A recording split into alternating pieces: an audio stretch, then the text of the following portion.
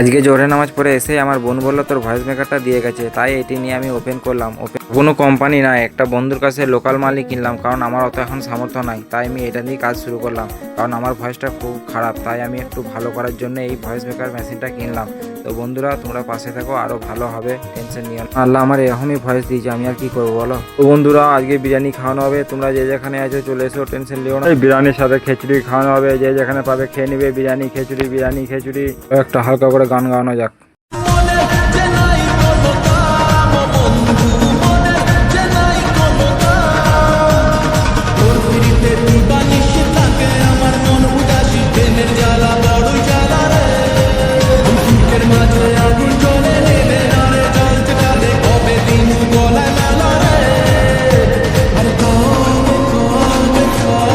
বন্ধুরা অনেক গান শোনালাম, এখন আমাকে দোকান যেতে হবে। দোকানে মুড়ির গাড়ি এসছে মুড়ি দিতে, তাই আমি এখন ফাইনালি দোকানে চলে এসেছি। সরি কাকু, আমি একটু ব্যস্ত ছিলাম, তাই আমার আসতে লেট হয়ে গেল। তোমাকে অনেকক্ষণ ধরে অপেক্ষা করালাম এই রোদের মধ্যে। তো বন্ধুরা ব্যবসা আর ঘর এক কাছে হয় ভালো, আমারও খুব শিগগিরই হয়ে যাবে, বাট এখন আমি ব্যবসা থেকে একটু দূরেই থাকবো। আমাকে একটা কথা খুব দামি বলেছিল যে কর্মের মধ্যেই ধর্ম পাওয়া যায়। তা কাকু কর্মকে খুব ভালোবাসে, এই ব্যবসা কাকুর হাত ধরেই শুরু আমার মুড়ি ব্যবসা। আমি খুব ভালোবাসি ওকে, না মানে ধর্ম কর্ম আর তোমাদেরকে খুব ভালোবাসি, এটাই বলতে চাইলাম।